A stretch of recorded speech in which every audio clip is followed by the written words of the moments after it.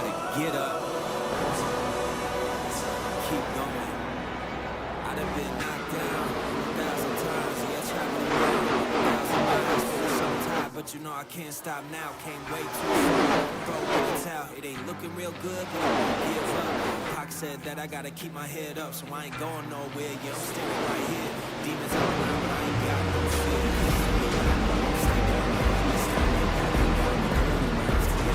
But these roots are deep, I'm on my feet, the underdog, and I won't be weak. In the fire now, but I won't be burned. I was waiting for this, and now it's my turn. Sweat on my face, blood in my eyes. Been underground, now I aim for the sky. Don't quit now, you can last longer. All these wounds only making you stronger. Don't give up now, yeah, you gotta climb. But we give it to all this.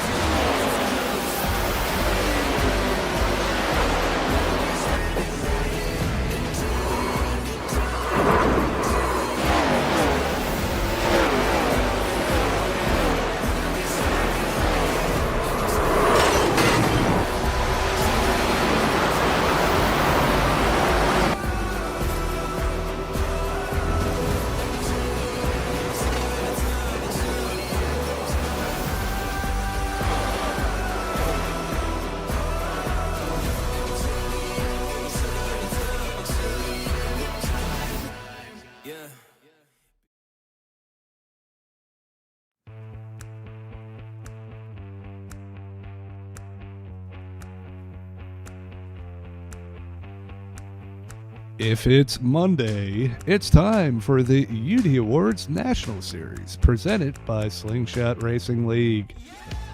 I am Johnny Rapp, joined in the Slingshot TV booth tonight by Justin Wilson. Tonight we head to Talladega for the Evan Pienta Designs 141. Talladega, as fans affectionately call it, is not just the longest oval on the NASCAR circuit at 2.66 miles.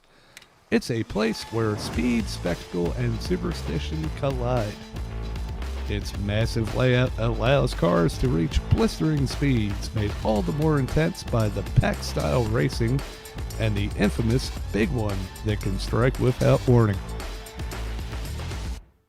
The story of Talladega begins with NASCAR founder Bill France Sr., who originally envisioned a superspeedway even larger than Daytona. Scouted sites in North Carolina, Atlanta, Birmingham, anywhere along the I-20 corridor, but nothing clicked.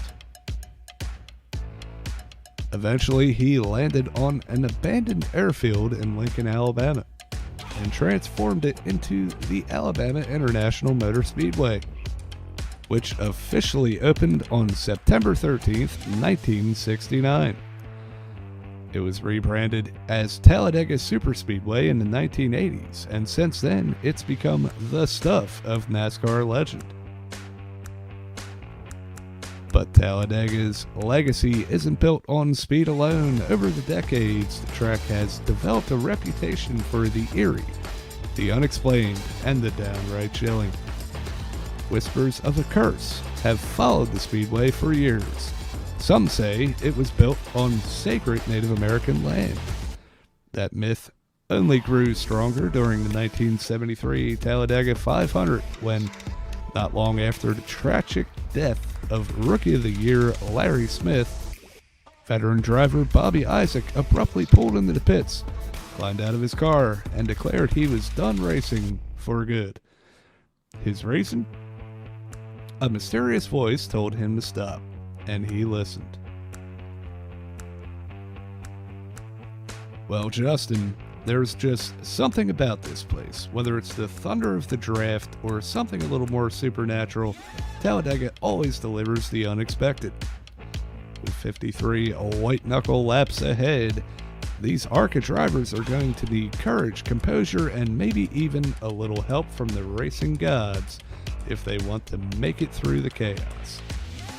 What are you expecting to see tonight when they drop the green flag?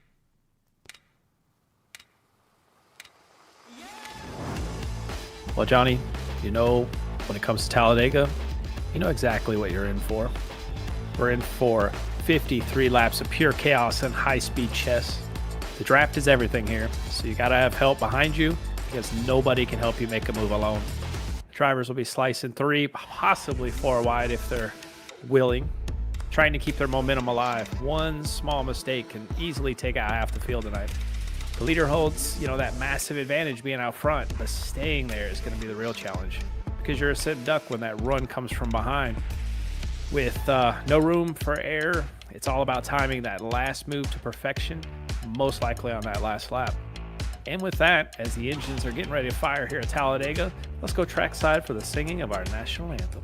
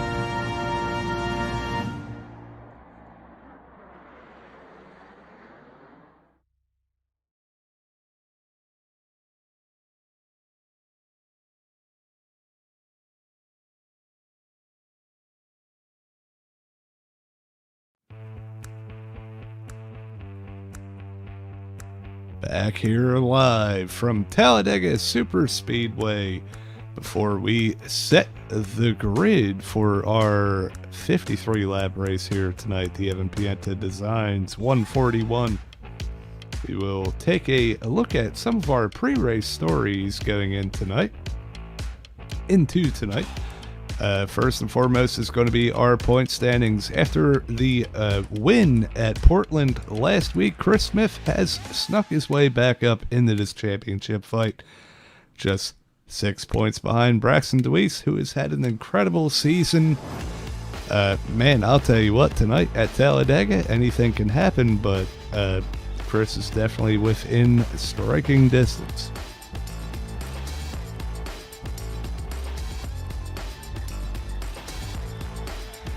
Ellis Thomas, Mr. Consistency this year, just 30 points or so behind, still in striking distance, as I said, with Jacob Phillips, James Danforth, and Nick DeCesare rounding out the top 6. Yeah, and on top of that, kind of what you had mentioned, right? These guys in that contention easily, Braxton DeWeese, Chris Smith, getting caught up in any kind of incident early, can upwards of 20 points lost in this race easily. And these other guys back here, 4th, 5th, 6th, can easily make up that position and get back into this fight quickly, just from one small incident here at Talladega. Yeah, definitely. Tonight is going to be the wild card race of the middle of the season. And we'll see how much it shakes it up. We'll see post-race, how these points shake up after tonight. And that said, we're going to move on to our stories for tonight. First and foremost being track position. That question mark is intentional. Track position, you can either go up and lead the field and try to control your own destiny, or you can kind of hang back and kind of wait for the chaos to unfold and maybe survive some of the wrecks and whatnot. So, yeah, I mean, hey, what do you think we're going to see here tonight? Like you mentioned, track position with the question mark, because multiple strategies can happen here. But one thing about these ARCA cars is the run is so massive that if you want the track position within a lap or two, you can just easily get it with kind of our next story here of teamwork. Because if you have teammates out there, you can ride back there at that back main part of that pack, easily tag up with your teammates and make a huge charge to the front very quickly in these ARCA cars. So, you know, those two kind of go hand in hand. Yeah, and I'll tell you what, going hand in hand, teamwork and perfecting pit road. It's all about getting down to speed in time, not speeding in pit road, but getting in there as hard as you can. But you also need teammates to kind of help you out. Once you get out, you know, you get your tires, get your gas, you get out, you need somebody to draft with. So that is definitely another factor where, hey, you need a buddy, right? You know, you can't go out there. If you go out there by yourself, you're just going to lose the draft. And the big point of tonight is going to be avoiding the big one. We know how these races go. Everybody is tucked up in a pack. Everybody's side by side drafting 2 and 3, maybe 4 wide here tonight. And yeah, avoiding the big one is going to be the the quintessential key to potentially coming home with the win tonight. Oh yeah, that's going to be the one we're going to all keep an eye out on, because these cars with draft and and that, you know, that suck up that they get, they're all going to be a one big cluster. I mean, we've seen it at Daytona. I expect to see that same kind of action here at Talladega.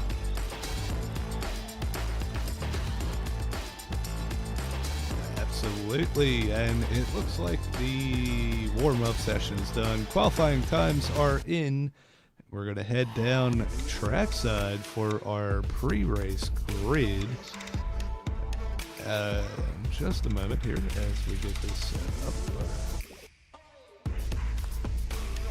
Yeah, so heading down here, we're going to take a look at tonight's pole sitter. Evan Pienta Designs Pole Award. It's going to be awarded to, there we go. Yeah, it's going to be Nick DeCesare, and that number 00. Coming in with the Evan Pienta Designs Pole Award here tonight.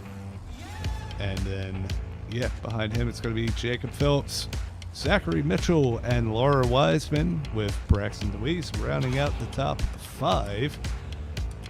A little bit further back, we have Patrick O'Toole coming home in 6th, or starting in 6th here tonight, with Jacob Nickerson on his outside. No, he's going to be on the inside. And then Nathan Gentry will be on the outside of Jacob Nickerson in that number 10. Behind them, it'll be Cam Gillens and Robert Brooks rounding out the top 10. Yeah, our second place point standing right now is Chris Smith starting in 11th tonight. Matt Coots on his outside. Then number 13 starting 12th, Ryan Brobst will be kicking off 13th with Randy Gross to his outside 14th. James Danforth, we've seen him pretty good here at these super speedways, starting off 15th, and Ellis Thomas up here in 16th.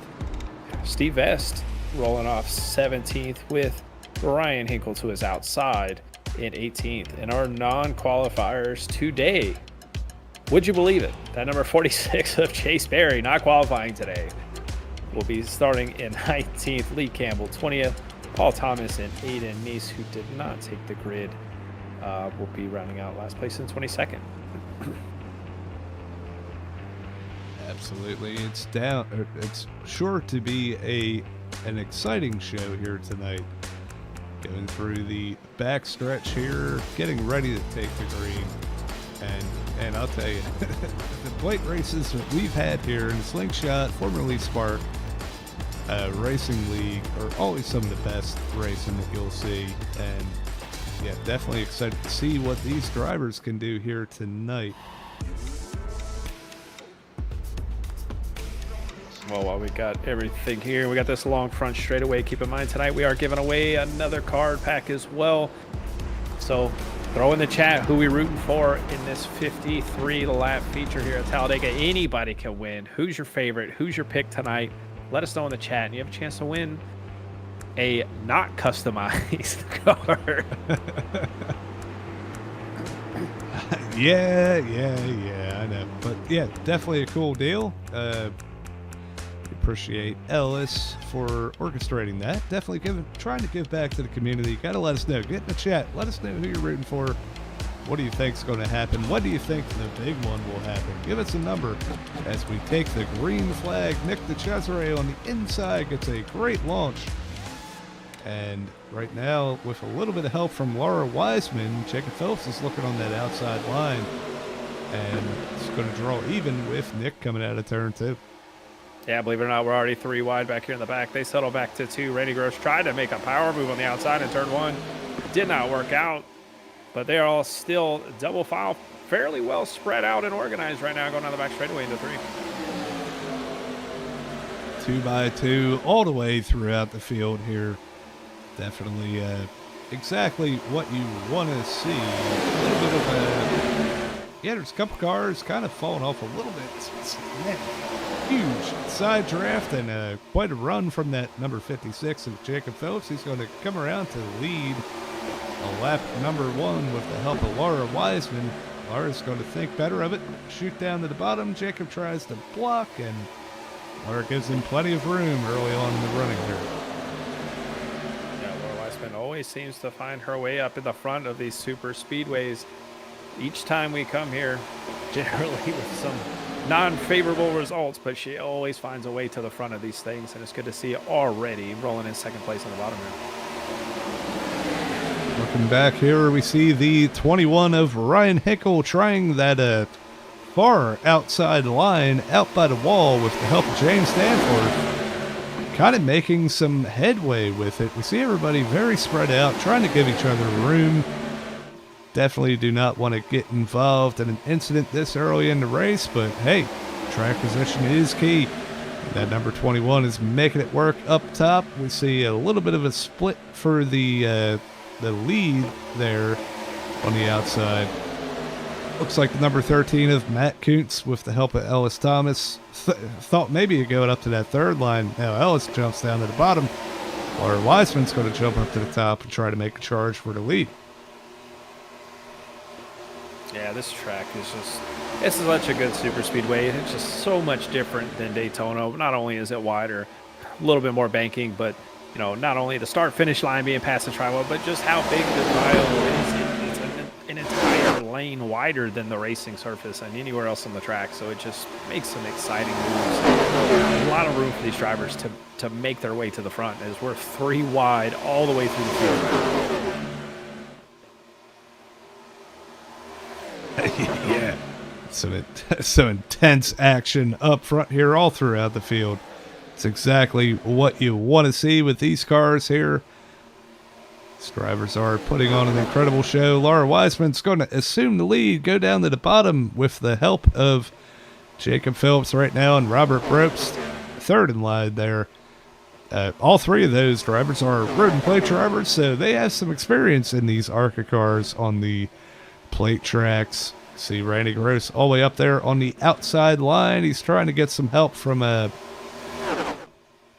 not sure exactly who that is behind him. It's maybe a new paint job that we're not used to, but yeah, we got Ryan Hinkle up here on the backside of Randy Gross here on the outside. Ryan Hinkle's been working his way up through this field right now. Started 18th up to 7th, second row on the outside in that Mountain Dew pitch black 21. Like that purple. Yeah, looking at it now. Oh, Laura Wiseman goes spinning down to the inside. Able to save it, hang on to it, and she's going to try to merge back up without losing the draft. Looks like the number 14 of Lee Cable is going to give her room. She's going to be able to get back up there. That could have been a huge moment for the driver to number 84. Able to hang on to it, though, and still very much in contention to win this race. That outside line, Randy Gross taking off with the help of Hinkle, and it's going to lead that lap, and hey, probably hoping to clear the inside line so they can get down there. Yeah, you know, there's just some drivers have a particular line that they like to run. I mean, if you've raced with me enough, Johnny, you know that I don't like riding on the bottom. You know, I like running in that upper lane, that middle to high lane, because I feel more in control, and a lot of these drivers feel the same way, so that's what they do. But we got a Jacob Phillips here decided he wanted to get out of the action and pull off, but that kind of stacked everyone up on that outside line right now. Let's see if they can get through it. They get a little bit organized, but you could just see the momentum that these guys towards the back of the pack get when one car checks up. Those guys in the back have easily 5 to 6 mile an hour difference. They can just make up so many positions. Absolutely. Out front now, we have James Danforth and that beautiful number 88 Napa machine with a push from Brian Brobst, who won our first plate race of the season at Daytona. Well, actually, that was in the Gen 4 series, the Stand-Up Cup Invitational. And Ryan Jones, I believe, won our first race. Yes, that is true. In the ARCA series, that was my mistake, but yeah, you can see it here, just how close together they are. Pretty much single file. Robert Brobst is going to stick out a line here. And there we go. Brian is, the cousins are working together, trying to assume the lead here. It looks like they may get the momentum, but here comes Braxton DeWeese with a huge head of steam with Laura Wiseman, who was just at the tail end of this field, just not even a lap and a half ago. They're making a charge. Put them P3 and P5 right now.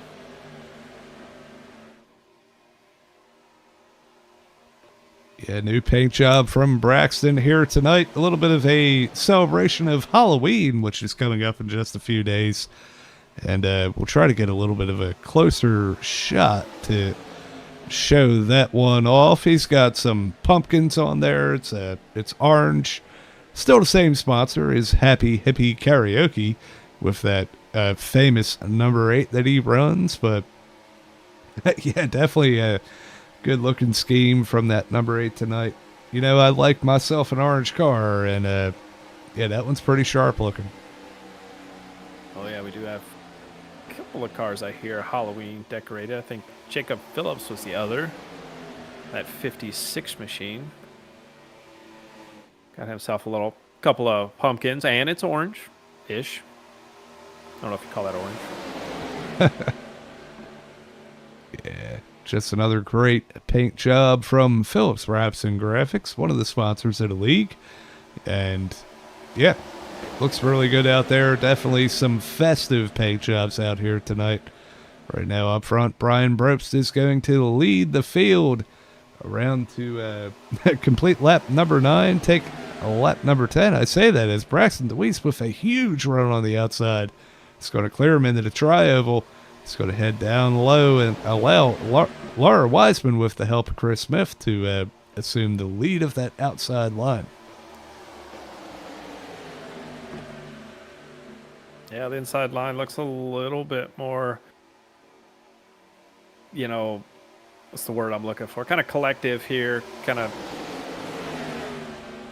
structured. I like the word structured than that outside right now, because the outside, some of them decide, hey, leave a little room in the middle, I'm taking it, or go a little bit high on the outside. But these guys are staying nice and tight along the bottom, and you can just tell as they're catapulting. Already pulled another car length on Laura Wiseman on that outside.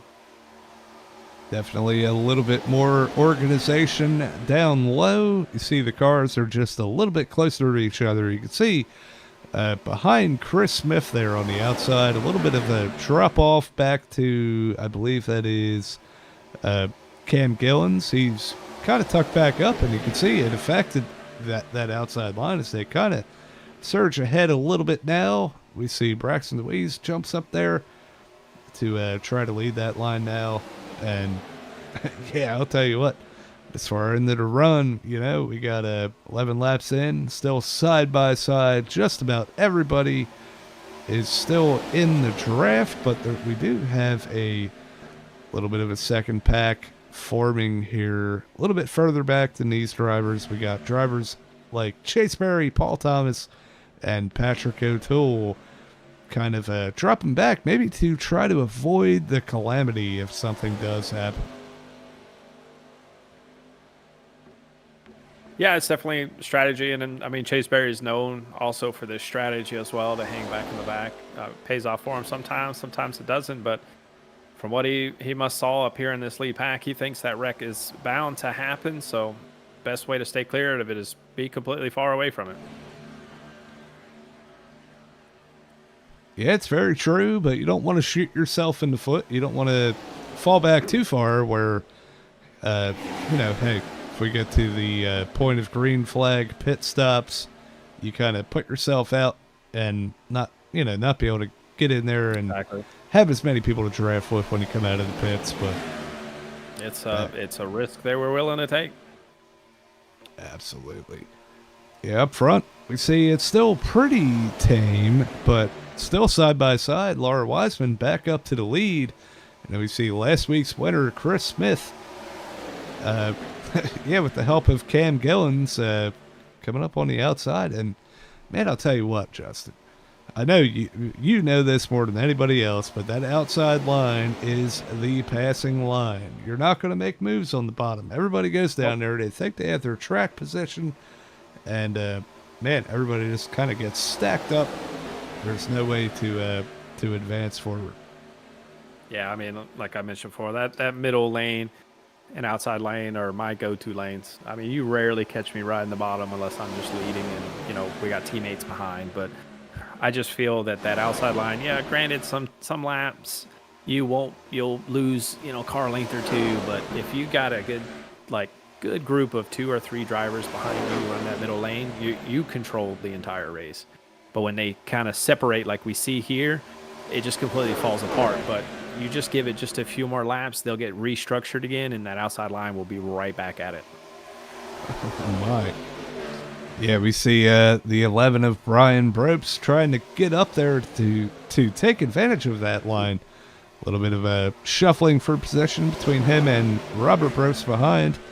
Robert is all over the back of that number 11, trying to get the push to get up there and reassume the lead.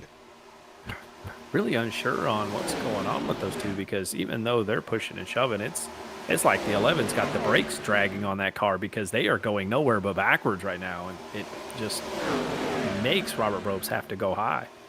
Unsure, may have some issues there with that number 11.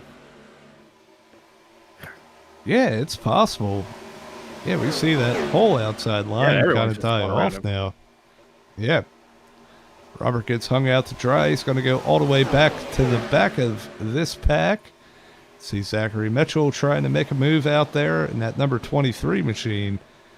And, yeah, I was going to say he has no help, but we see Chris Smith. Chris Smith's been running that high line pretty much all night, trying to make it work. And, yeah, we'll see if they're able to draft each other up to the front.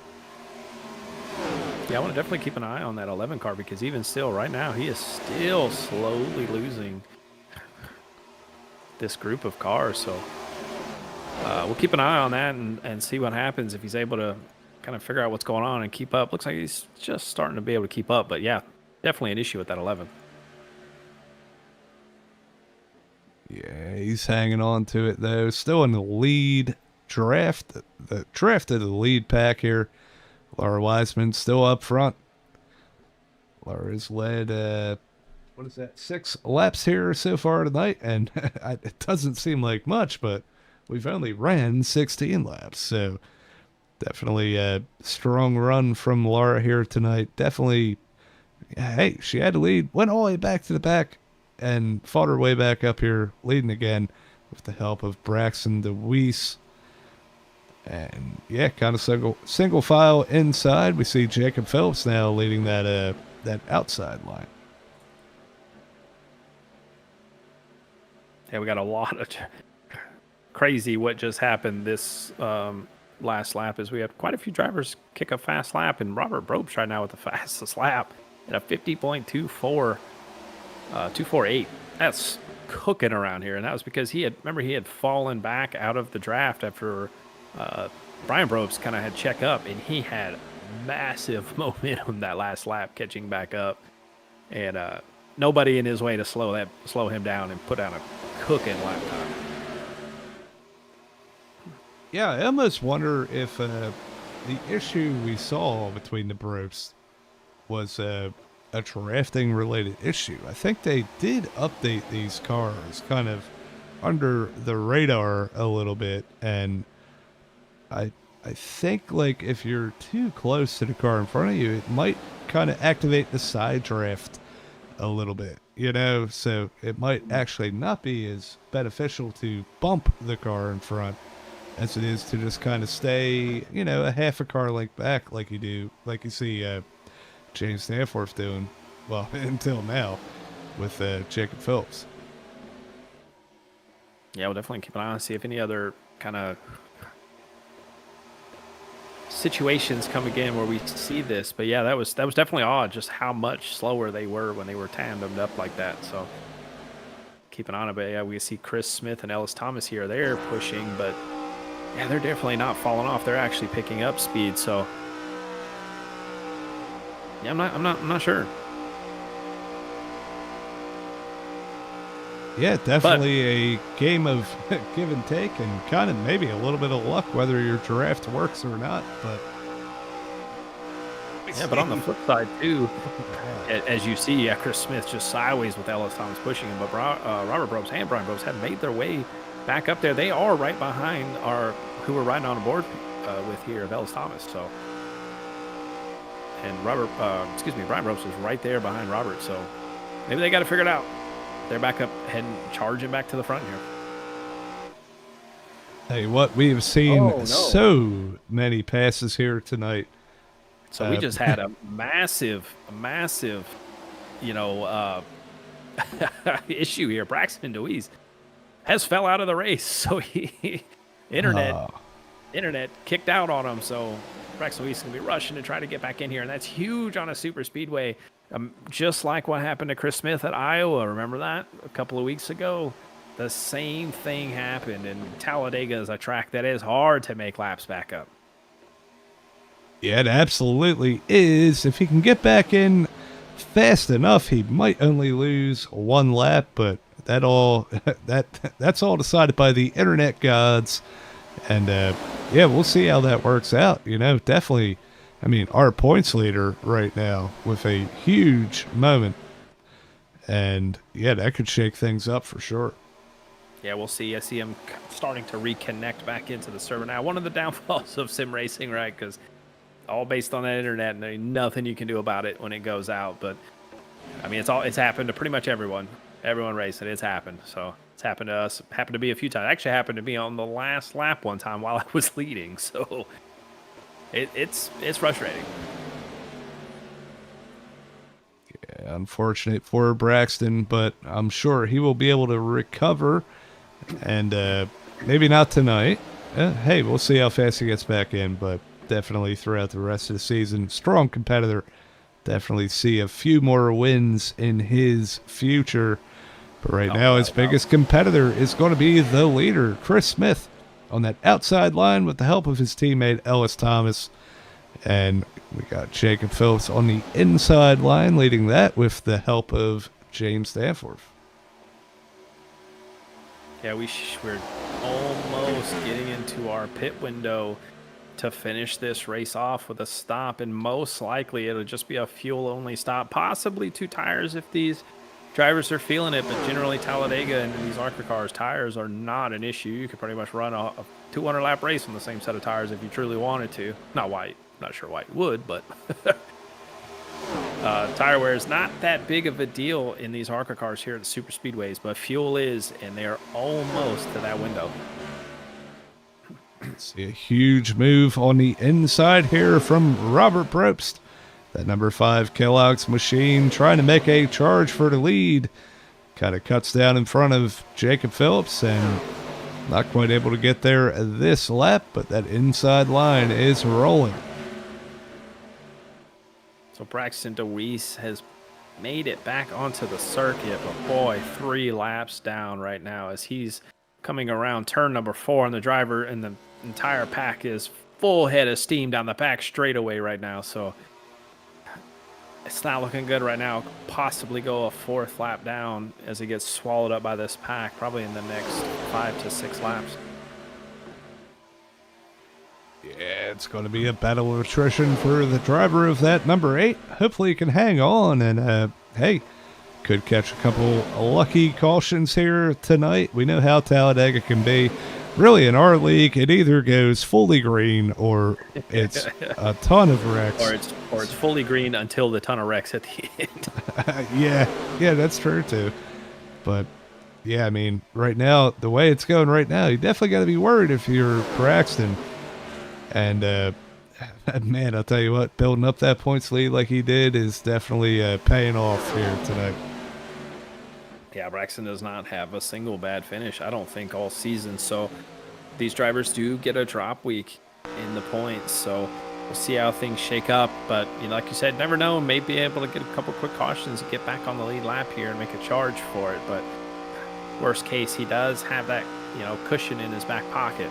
Not sure he probably wanted to use it here at Talladega, but hey, you get that one freebie. It's very true. And yeah, we see that inside line taking off a little bit. We saw the outside was kind of dominant there for maybe about 5 laps. But maybe a little bit better organization on the inside. Robert Probst is going to get up here and lead some more laps. And that number 56 of Jacob Phillips, that one of those Halloween cars, is up here trying to help him out.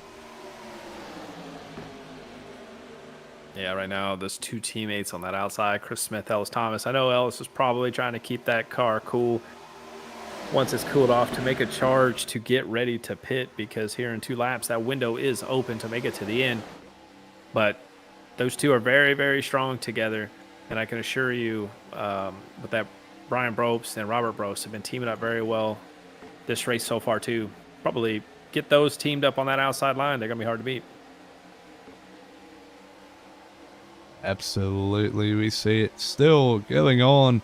Laura Wiseman still hanging out in the top, 6, 7 here. After leading some laps early, but yeah, up front right now, Chris Smith is now going to push Robert Probst. Robert jumps up, and he's going to think better of it. He sneaks out of line, put the 28 back to the lead. Robert's going to drop back, kind of slow that inside line down a little bit as they try to kind of compensate for the difference in speed there. And now, first time tonight, we see the ST2 Motorsports drivers jump down to the inside line. It's going to allow Brian Probst to assume that outside line. We'll see if he's able to get a push from Cam Gillens in that number 07. Yeah, one driver we haven't really talked about tonight is Jacob Nickerson right there behind Cam Gillens. I know those 2 like to race together here, and they're teamed up on the outside, pushing Brian Probst. Oh, as they get a little squirrely on that outside after that contact with Cam. I think Cam got kind of put in a sandwich there because he was getting pushed from behind. Oh, well, no, one thing, I don't know if you've experienced this probably as much as I have, but when you're pushing somebody and somebody behind you starts pushing you, it seems like you're the one that's out of control. Yeah, absolutely. You're kind of you're at the mercy of, throttle wise the car in front of you and steering wise the car behind. So it's just, yeah, you're holding on for dear life. We see just up ahead, Braxton DeWeese is probably about a half a lap or so from going another lap down. Definitely unfortunate for that number 8. We hope he can rebound and get up here and put on a show for us here, but well, I will say, just the speed comparison of him running by himself. He's out there running 176 right now, and the leaders are hitting 188. 11 to 12 mile an hour difference between him and this pack. So, yeah, that's massive a difference here, and you can just see he's going to get swallowed up very quickly. But if he's lucky, he may be able to tag onto this, so tag into this pack if he's able to kind of side draft a little bit, kind of gain some momentum. But yeah, he's just going to have to pray for a couple of cautions here to get him back on this lead lap. Now, he may, well, it's going to be tough running by himself, but he may be able to stay out, may be able to gain some cars that come around for pitting again, but we'll have to see what his fuel window looks like. Yeah, I think to stop the bleeding right now for Braxton, you got to tag on to this lead pack and pit when they pit. I think that's the best way to not lose another lap. And yeah, we'll see exactly what he does, but he's so far able to keep up with the draft. Let's see behind him who is at the I'm not sure.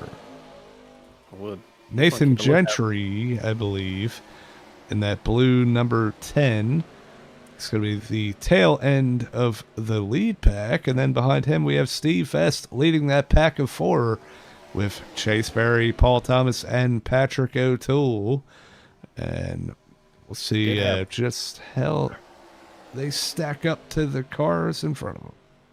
I will say the field is pretty much single filing up as if they're going to pit here shortly. But Randy Gross opted to pit by himself. Weird call, an unusual call to see out of that 31, but he pitted by himself and is currently being swallowed up by the pack here. So that's going to be tough to make up, because that little bit of, because he just came out of the pits, but that, half a track there of him running by himself is going to be a lot when these guys pit. Oh yeah, it's a huge deal.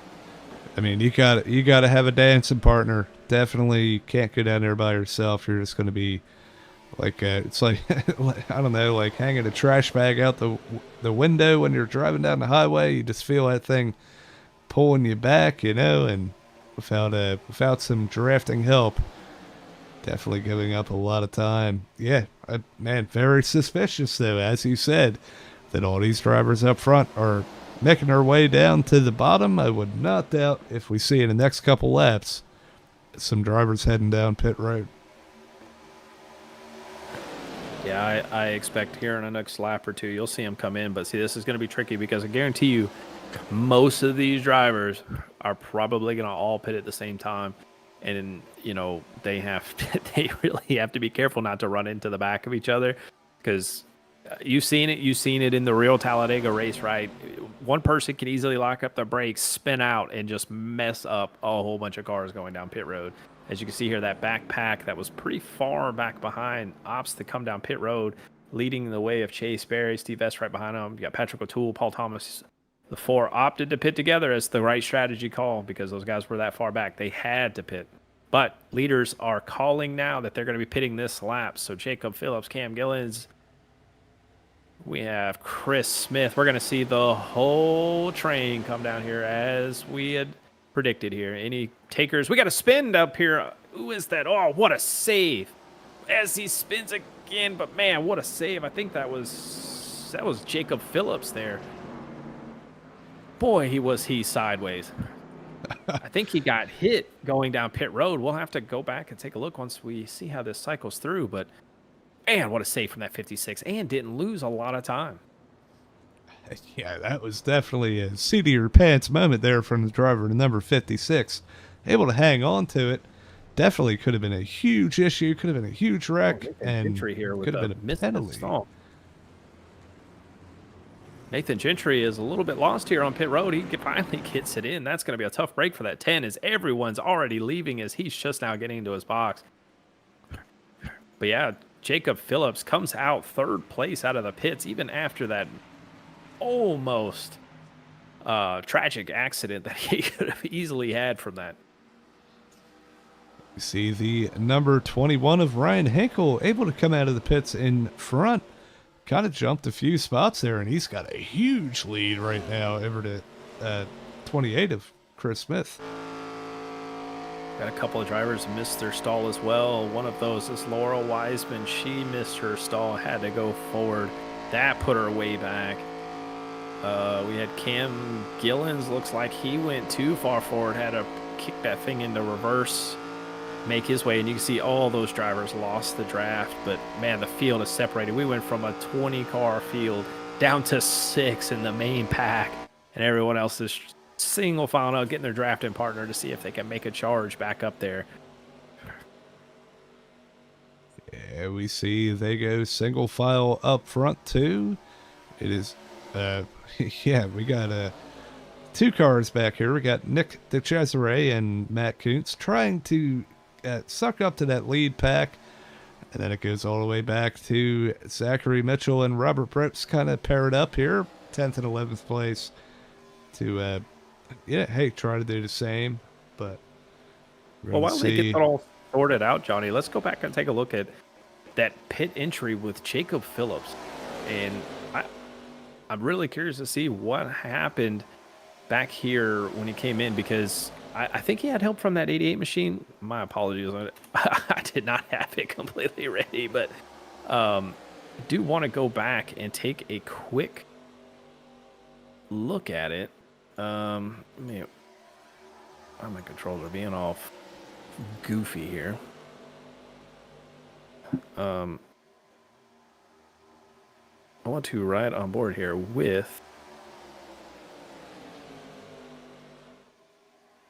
well, we're not going to do it on board here, but I think James Danford, just clipped his left rear there, which ended up sending Jacob Phillips in just a wild ride here. Let's see if I can get this. Man, my apologies on this. I'm getting this all figured out as we go along here, but we're good. Yeah, once you get the onboard ready to go, I want to see it myself. So definitely let me know when we're ready to roll with that.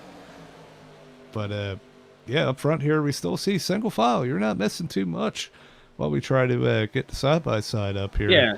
Lee Campbell stayed out a lap later all by himself, I believe, and he was able to hang on to this lead pack, making a 7-car train instead of a 6.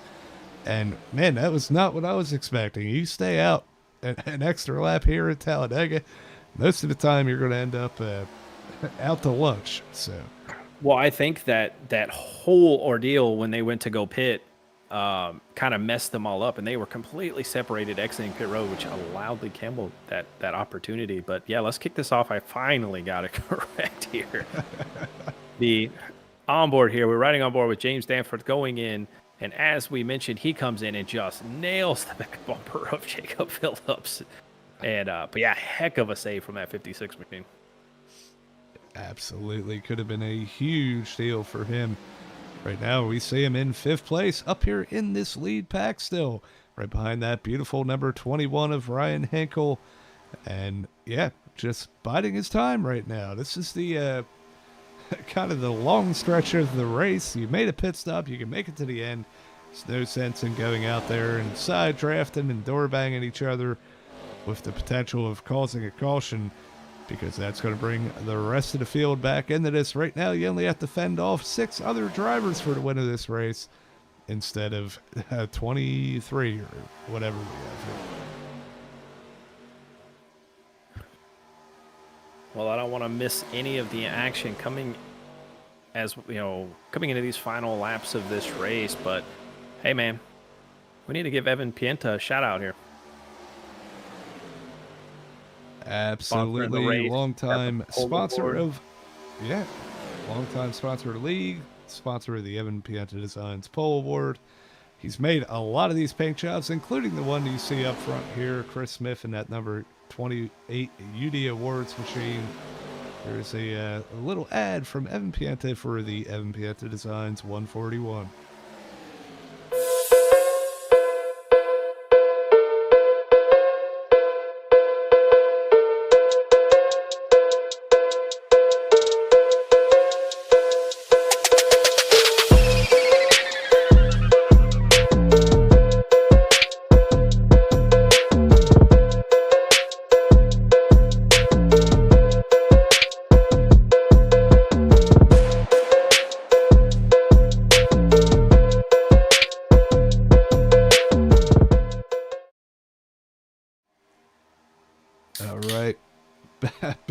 Back here live, and I feel that.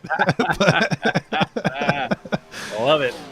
But yeah, definitely we appreciate Evan coming out here and doing all this stuff for us. He does the race logos, he does the points graphics that you see, and yeah, always a lot of good stuff coming from Evan Pienta Designs here. I believe he is giving away a paint scheme consultation to one lucky driver here tonight, somebody that signed up, so we'll have to see that. Somebody else is going to have one of those beautiful paints. But up front right now, Chris Smith, Ellis Thomas, the teammates, the ST2 teammates up here leading the field. Brian Brost, after leading some laps earlier, hanging in 3rd place with Ryan Hinkle in the number 21 riding in 4th. I can tell you right now, these 6 drivers, or 7 drivers, excuse me, up here are all telling each other, guys, let's ride in line here. Let's pull away from the rest of this field, and then leave the race down to the last few laps down to these 7 drivers. But that being said, they have a pack of 3 that's behind them that's been reeling these guys in 10th by 10th each and every lap, 1/10 to 2/10 each lap. And in that pack is Braxton DeWeese helping these 2 guys as they kind of split up here to help cool their cars off. But man, these guys were pulling 2/10 a lap, catching this main pack, just those 3 drivers. So we'll see if they can continue to move forward as the rest of the field is still struggling to find their drafting partners as they're separated. So right now, this race is down to those 7 leading the field right now. Absolutely is. We're going to look at the battle box here. I think this is not very accurate because I think these 3 have called in a little bit on the lead pack, but right now it looks like they're pretty much staying even, maybe losing a little bit. There's definitely power in numbers here, but if you can really lock up and push hard, I think a 3-car train is enough to catch the leaders here. Yeah, they fell back just a little bit because they had to make that swap because Kuntz probably was getting hot.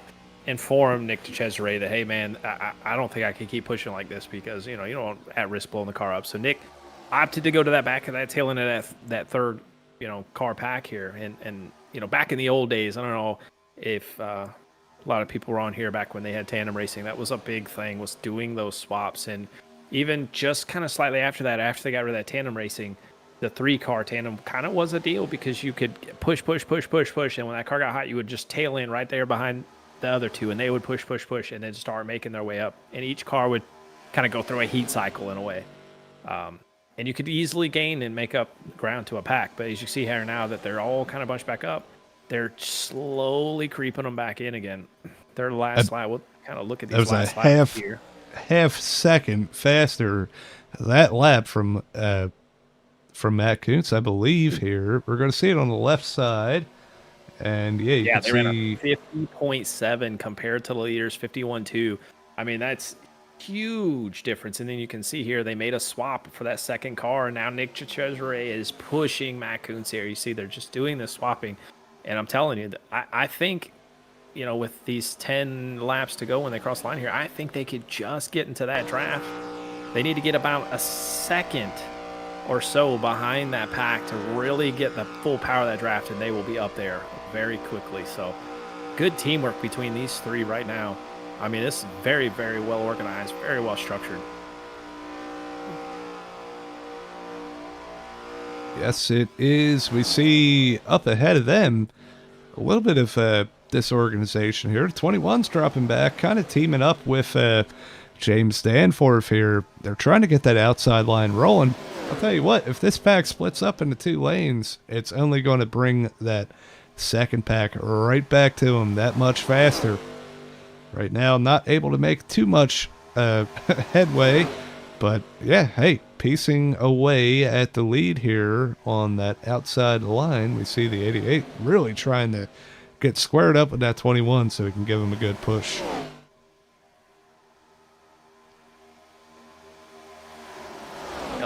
Looked like that. The second pack had a little bit of a mistake. Nick DeCesare kind of fell off those 2 cars there, and that's going to hurt him big time. That sucks too because they were making some really good headway as he's trying to catch back up. But yeah, I mean, that last lap was a 52-second lap time now that they separated. A whole second slower than what the leader lane that last lap. So, man, it's hard because you get nice and organized. You pick off like a 10th or 2 a lap, but one little mistake, you lose a whole second. That's tough with 9 laps to go. Yeah. Can't have too much of that, and you can see it on the track just how much further back they appear to be now.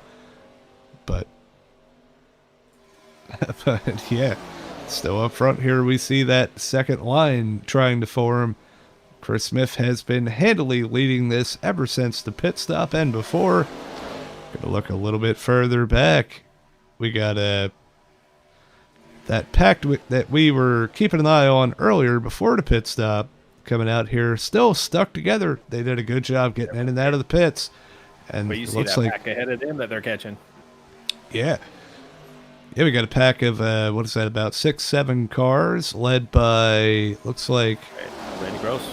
yeah, 31 of Randy Gross. Randy's had a, man, up and down couple weeks here.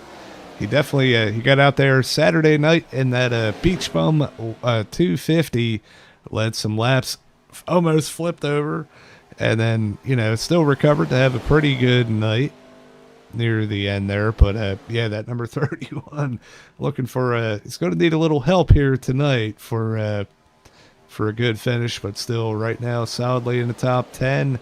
He's got Zachary Mitchell, Robert Probst, and Nathan Gentry right behind him, and Laura Wiseman we saw up front leading earlier, running in 15th place in kind of the tail end of this pack. Yeah, right now looking up ahead, it's kind of crazy seeing this because it only seems like, correct me if I'm wrong, but Chris Smith, Ellis Thomas are really the only teammates up here. I think everyone else is a part of a different team, so everybody's just going to have to find a new teammate going into these final few laps.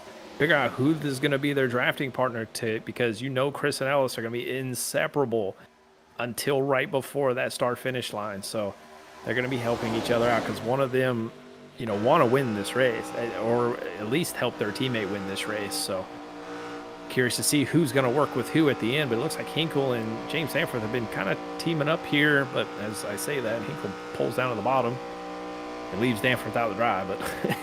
But, these guys are shaking it up. But while they're doing that, it looks like that second group's starting to catch. But I think they're too far back now, though, Johnny. Yeah, I think they are too. They're going to need a little help, like I said. We saw a little bit. They almost had that outside line going. Brian Probst jumped outside, and yeah, before Hinkle could get there, he jumped back to the bottom. That kind of broke everything up a little bit, but yeah, you hear just how much they're lifting. And yeah, that pack behind them, they have caught in a little bit, but I mean, 5 seconds back in 5 laps, that's too far. I think it's go time for these guys that are back here in the tail end of this pack. Like you can see Danforth's hungry to go. He just needs somebody that wants to go with him. But as he moved high, they may lose the pack here because him and Lee Campbell did not just completely side drafted one another, and they possibly could have lost it. As you see up here now, Brian Probst with Ryan Hinkle on his rear bumper trying to make that move on the outside here as we're going to be coming to 4 laps to go at the line as they're coming out of turn 4 here. Jacob Phillips back here running third on the inside line. What is going to be his call tonight? I think if pre-race I was talking to him, he said he was going to try and see if he could work with Chris Smith and Ellis Thomas tonight. Not sure if allegiance were made there, but we'll definitely keep an eye out as he's still riding behind them in third place. But yeah, you can definitely see it's ramping up here in the front. Back 2 wide, 4 on the bottom, 3 on the top. But I think I like that. You know me, Johnny, I like running that top line. I think you'll see this charge with Ryan Hinkle and Brian Probst fairly quick if they can get organized. But man, they are sliding everywhere right now. Yeah, the biggest thing to do right now is to try to just stay in the line if you're going to make that outside work. We see them trying to side draft and whatnot. I think it's more important at this point in the race to just be tucked up, kind of draft the car in front of you, because that side draft, as you see right there, the 14 and the 11 have fallen off of the top 3. Yeah, side draft just creates a parachute, not only for you, but for the guy that you're side drafting as well. But oh man, he just clipped him there a little bit. That's going to make Danforth have to lift all the way off. But yeah, that you can see he just was not square. Not sure if the pushing was just getting that 11 loose or whatnot. But let me tell you, that was almost the caution that this whole field is hoping for right now, except for these 7 drivers. They keep it going straight. We're coming to 2 laps to go, 3 to go now, but those top 3 are still tucked in. Do you think Ellis Thomas is going to leave Chris Smith here on this last lap? I think so. Yeah, I mean, we'll have to see, and he does it now. He's going to jump up, block that outside line as Jacob Phillips is trying to make a move. We're going to be 3 wide for the lead coming through the tri-oval with 2 laps to go. That was an absolute power move by James Danforth coming from the tail end of that pack, seen the hiccup from the bottom, powered it right through the middle, took the lead, all in probably 200 feet. And now he's going to get... the middle. They make They're contact. still hitting one another. What a save there, and they're going to live to fight another day, but that's going to allow Ryan Hinkle to assume the lead on the inside. A complete shuffling of positions in this top 7 pack.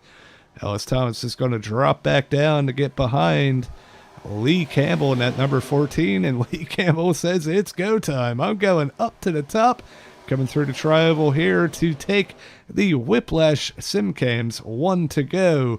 Right now, Ryan Hinkle is going to lead Chris Smith and Ellis Thomas on the bottom, with Lee Campbell trying to make that charge with James Danforth on the outside. Yeah, I think this is the opportunity for Danforth and Jacob Phillips to team up here, get a huge slingshot of a run, but it looks like Danforth's going to get stuck on the inside, has to slam into the back of Hinkle. Jacob Phillips is going to opt to take the top. Move with Ellis. Ellis is going to make the move on Chris Smith. What is Jacob Phillips going to do? Is he going to pick Chris or is he going to pick Ellis? Looks like he's going to pick Ellis, who's, started to blink out there a little bit. He gets it collected. It's going to be a mad dash down here on the front straightaway, Johnny, and I'm telling you, I still don't know who's going to win this thing because it could be anybody. Chris Smith gets loose. He's sideways. He's turned. Ellis Thomas is able to make it through, but it's going to be a dash between him and Brian Popes, and it looks like Ellis Thomas, clean and dry, is going to win this thing after an exciting race between that top few drivers, but tough break. Is Ryan Hinkle pulled up onto the track as cars are crossing the line.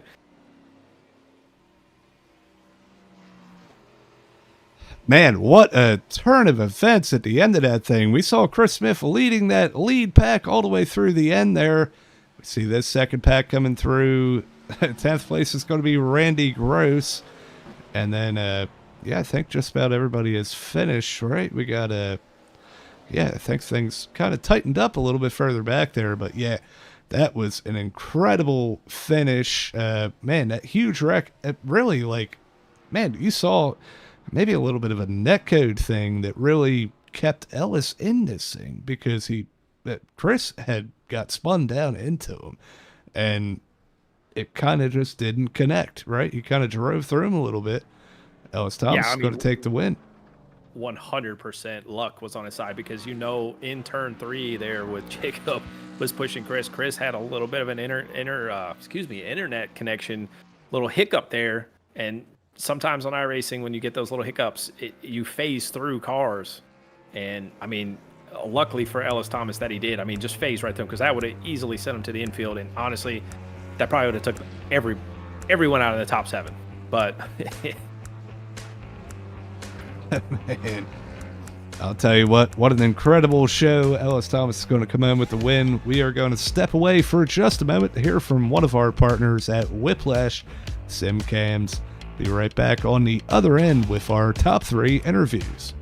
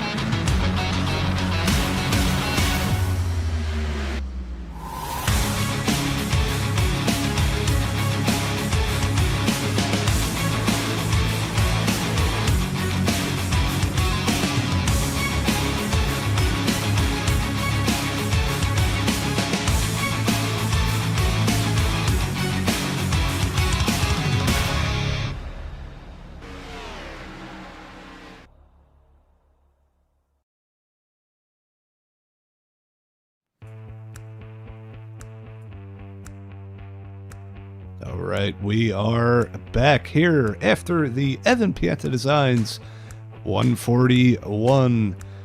We're I believe we are caught up with our third place finisher here tonight. If he is in the Discord, it looks like he is.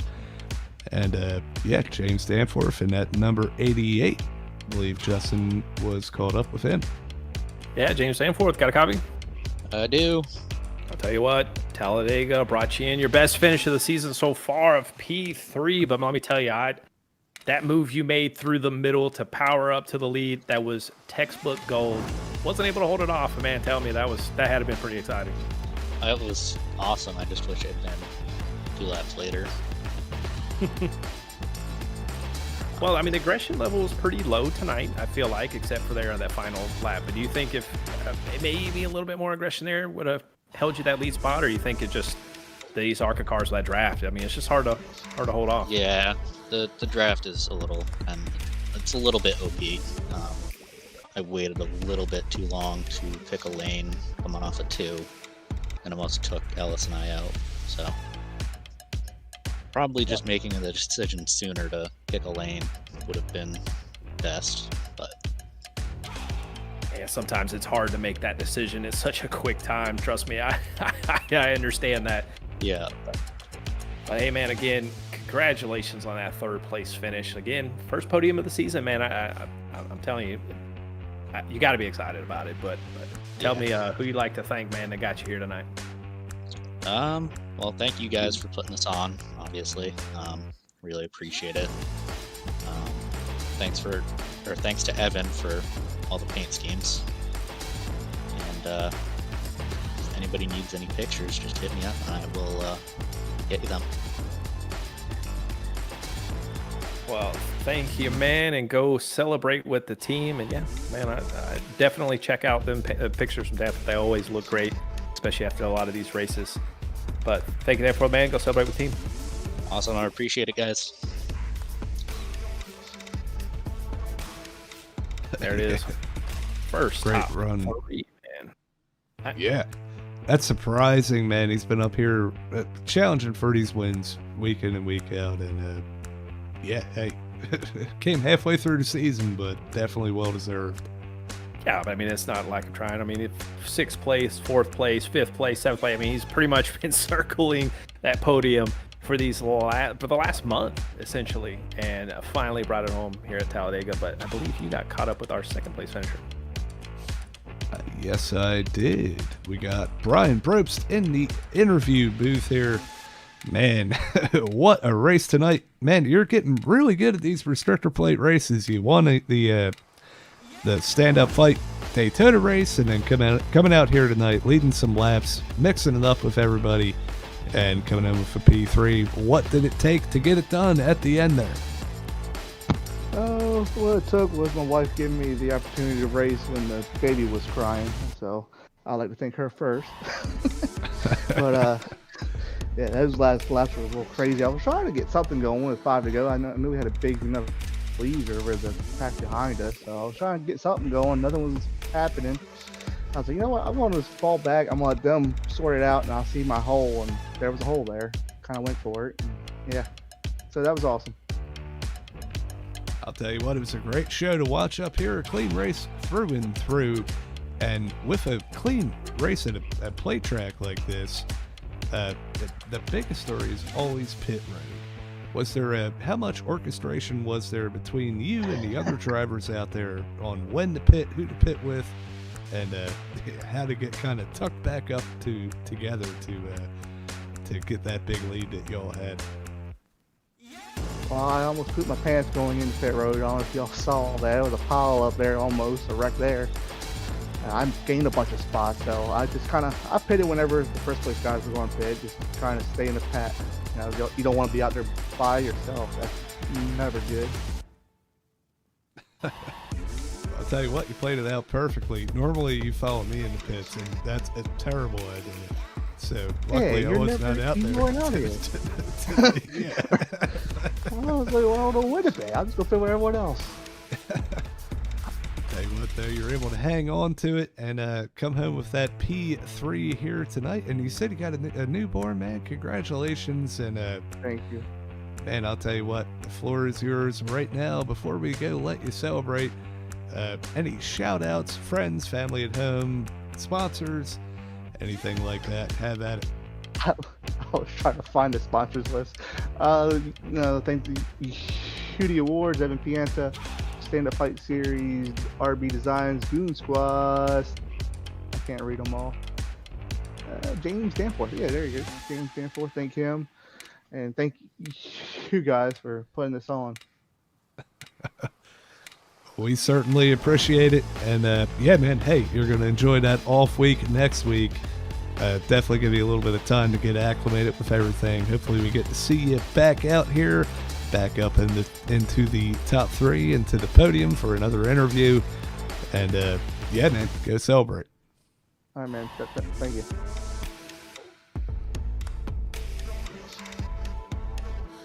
Right, that Well, I had to be was clarified on the newborn because I thought maybe his wife was mad that he was crying for that second place finish. I might be wrong on that, honestly. But hopefully it is, and if so, congratulations to him. And yeah, that was Brian Brobst, the number 11, coming home P2 here tonight. Yeah, well, I've got caught up here with Ellis Thomas, our race winner. Ellis, you got a copy? Got a copy. Well, I'm going to tell you what, man, last 5 races, all of them in the top 5. It was only a matter of time. Here we are, Talladega. I don't want to say luck got you here because I'm going to tell you, I'm surprised that you phased through Chris Smith to bring this thing home because I thought you were going to the infield wall. But let me tell you, man, what's going through the mind right now? It was well, it's cool. It's home track, so cool place to get first victory at. But I still don't really know what happened the last few laps.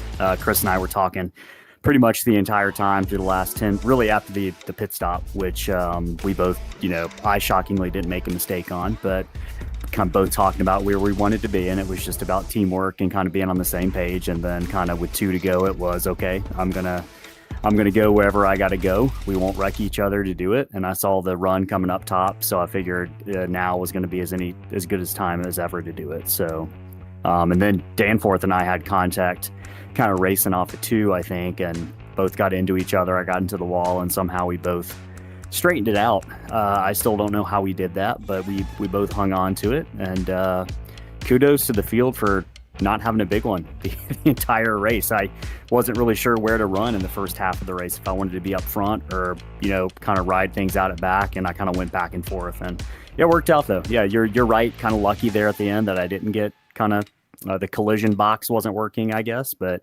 I've been on the losing side of those a lot, so it was nice to be on the winning side. Oh yeah, and like you had mentioned, that kind of incident with Danforth there had me and Johnny at the edge of our seats because you were wicked sideways off turn 2. Heck of a wheel, man, holding that thing straight. But man, congratulations on the win. I mean, well deserved. Knew it was coming this season, and I had faith in you. But man, who would you like to thank? Got you here tonight. Well, as always, teammates, Steve Vest, Paul Thomas, and Chris Smith, and Chris for working with me the entire race. That was awesome. Good teamwork on both of our parts. Obviously, shout out to the wife who lets me do this every multiple nights a week, whether it's broadcasting or racing. And obviously to UD Awards, who supports this league and supports this series in particular. And especially you guys for just doing all the hard work and putting on a good show each and every Monday. It's definitely harder than it looks. So, and you guys make it look easy. So kudos to you guys. I appreciate it. Well, Ellen's in the chat. Proud of you. See it in the chat here. Good to know. Good to know. So you don't have to thank her. Not to cut you off there, Justin, but hey, we only had a few chatters tonight. Me and Justin were one of them. Ellen was one of them, and we have 2 other ones. We're giving away the card pack tonight. Let's let the winner of the race do it. You got between Ellen, Ruben Knorr, and Chad Fox Hop. Well, I know who that is. I'm not going to dox him though. Okay. Let's send it to Chad. Let's send it to good old Chad. All right, Chad. Yeah. You heard it right from the winner's mouth. You won the, I'm just going to say it, custom card pack. It's not custom. But Hey, there could be a memorabilia or autograph card in there. one of the 7 packs we're sending out has one. So Custom. okay, yeah, I hand drew every single one of them, and heat sealed the package. No, what I did is I opened the pack, took the autograph card out, and heat sealed it back. So And put Just your kidding. card in. just Signed kidding. it. Yeah. There we go. Good idea. Good idea. I don't know if you've been seeing on the Slingshot Race Chat all those cards of everybody, all the drivers that have been winning. Yeah, man, we love it. We love it. We're gonna get one now, so I'm excited. Finally get to make one for myself. Well, congratulations on the win, man. We'll let you go celebrate with the team. But, man, we'll catch you next, well, actually, no, the off week. Got the It is an off week, yeah. Get a little rest time, and we'll see you back here, hopefully back here in P1 again, man. Get a chance to challenge Braxton DeWeese and Chris Smith for this points final here. So we rounding up these last 4 races. But, man, congratulations. Gonna do my best. Appreciate it, guys. Good job up there. Well, Johnny, that was your race winner. Sorry. Yeah, that was exciting finish. I mean, granted, single file doesn't seem to be fun all the time, but I tell you what, it set up a crazy last 5 laps. What we always expect to see at Talladega. But yeah, let's it run. absolutely did. And hey, I'm going to tell you, we're right here, right at the end of this thing. We're going to watch it one more time. Excuse me. Yeah, we see Chris Smith get up the track there into Ellis. Ellis does not get the hit registered, and he's going to come through and win this thing. Ah, man. I'll tell you what, it was exciting. I think you were alluding to it. We're going to bring up our race results tonight. And we just talked to the top 3. Ellis Thomas, Brian Brobst, and James Danforth. Lee Campbell, after pitting all by himself, I believe, held on to that lead pack, got himself up to 4th place there with a chance to win at the end of this thing. Incredible run from Lee. Jacob Phillips had a little bit of contact there at the end, lost the lead draft coming to the line, but still a solid 5th place position for him. Matt Kuntz and Nick DeCesare are going to be 6th and 7th, kind of pretty close there. A couple hundredths of a second off, and yeah, that had to be a pretty good race to the line that we did not catch. Then we see Ryan Hickle, who's up there in that top battle, falling back with Chris Smith, who was leading that race right at the end there, fell back to 9th place. Randy Gross is going to be 10th place in the first car, kind of out of that lead pack. Yeah, Robert Brobst rounded up right there behind Randy Gross with Cam Gillen. Zachary Mitchell 13th. Jacob Nickerson ended up 14th. Laura Wiseman 15th. Nathan Gentry 16th. And then that pack of 4 that lost the draft very early in the race ran together all night, but they were not able to catch that other pack. But they finished 17th, 18th, 19th. And that is Steve Bass, Patrick O'Toole, Paul Thomas, Chase Berry, but Braxton DeWeese, probably the story of the night too, right? I mean, the internet connection, had a strong car, 4 laps down, 21st tonight, and remember we mentioned it early on, right? It's easy to lose 20 plus points tonight, and that is exactly how you do it. Not what Braxton wanted to see, but as we mentioned, that drop week will take effect. I don't think he'll lose the points lead. We'll have to see once it's all tallied up, but it's definitely going to bring Chris Smith a lot closer. Yeah, well, hey, you just brought it up, and definitely curious to see just exactly where we are with this, but here is our point standings. Nope, it did not update. Yeah. Oh, Definitely the same. there we go. Wow, no, it didn't. It actually, but granted, it put Chris Smith 1 point back with that drop week included, but it brought Ellis Thomas a lot closer into this points battle. So only 19 points behind. 3 races remain. Moving into our final race at Kansas. 19 points it's not too hard to make up in 3 races. So we'll see James Danforth making ground, passing Jacob Phillips for 4th place after his good finish tonight. Even Jacob Phillips, they're 40 points behind. It's going to be a little tough for those guys. But again, as we mentioned, I mean, easily simple mistakes moving forward here will easily let them catch back up. But look at that spread between, 4th through 7th. You're only talking a little more than 12 points. I mean, the battle is on for 4th place. Yeah, it absolutely is, and yeah, it is. I think we have 5 races left. Oh, But, excuse me, I'm so used to the 10 race schedule. I'm sorry. Yeah, so I would say anybody in the top 10 still, or top 10 or 11 still has at least a far shot to to gain some ground here. But yeah, definitely, man, it's kind of surprising. I think maybe Chris used the prop week. No, I guess yeah. Yeah, that might be why it. Yeah, that might be why it kind of reset the way it did. I'm not sure, but either way, yeah, tight up front, and then we see that battle even further back through the field, 14th through well, really, 15th through 18th. They're all within a few points. Oh, yeah. We got battles all over the field here. It's definitely going to be an exciting second half of the season. Yeah, I think you find too, right? Chris Smith finishing 9th place tonight after getting spun off turn 4 really kind of took a toll in that, because if he would have finished 1st or 2nd easily, we'd have been looking at almost a tie for the lead. So, but hey, didn't end up that way.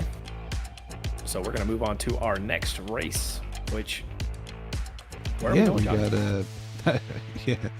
Let me pull up the schedule for the ARCA series here. The next race, we're off next week, as we mentioned before. Then we're going to be heading to Michigan, which, man, with these cars, you see how they draft on Talladega. They're going to be drafting at Michigan. These things are going to be, it's going to be kind of a hybrid plate track, I would assume. And, man, that's going to be some crazy door-to-door action. We have Charlotte the week after that for our Crown Jewel and Throwback Week. You can see right there on the schedule that, yeah, you know, we got some payouts for the top 3 finishers, and whoever wins the throwback contest gets a custom poster, which is really cool. Something that's pretty popular we like doing here. We're going to round off the season at Pocono, Bristol, and Kansas, and it's going to be a lot of fun. Is this one actually custom? yeah, that's very much custom. Yeah. We'll even include an autograph if you want, but I mean, it'll be one of ours. Yeah, with that said, we got a couple more things coming up this week. We have, Wednesday night, Talladega again in the Gen 4 Cup Series, the stand-up fight series Invitational Cup. It's going to be a lot of fun to get out there and race in that car at Talladega. Hopefully the drafting works out well. And, hey, you might see me and Justin teaming up to try to take the win. But Yeah, we always seem to find our way together at Talladega, don't we? that we do. And I'll tell you, it's checkers or wreckers. But yeah, tune in and root for us, man. Don't root for nobody else. Root for us. That's right. We want to hear it. Then, Thursday night, the Downtown Auto Sales National Series, race number 2 at Las Vegas. They had a crazy race at Daytona this last week. And I'll tell you what, man, one thing that's very unique about that series, I love it. They have the Choose Beetle. You know, a choose cone, right? Yeah. But no, they put, I guess it's the race controller or something, goes out there in a Beetle. And it's painted orange like a cone. And you got to drive around that thing to pick your lane before it restarts. It's awesome. I love that. Very, very excited to see that new league that Slingshot Racing Media is covering. And we definitely appreciate them. And then next Monday, this is not right. No. Yeah, so it's next Wednesday. I didn't change the logo. I'm sorry.